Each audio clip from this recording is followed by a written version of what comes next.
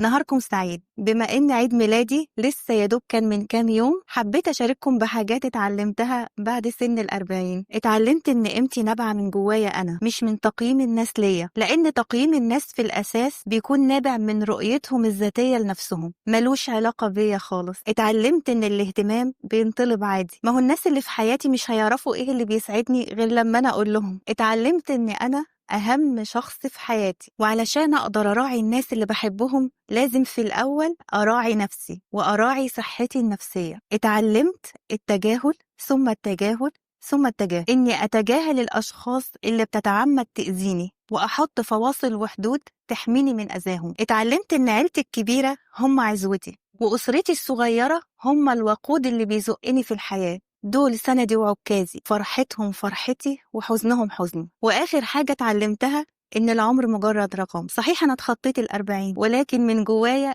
أنا لسه قاعدة ومتربعة في ال20، ومش ناوية أكبر أكتر من كده.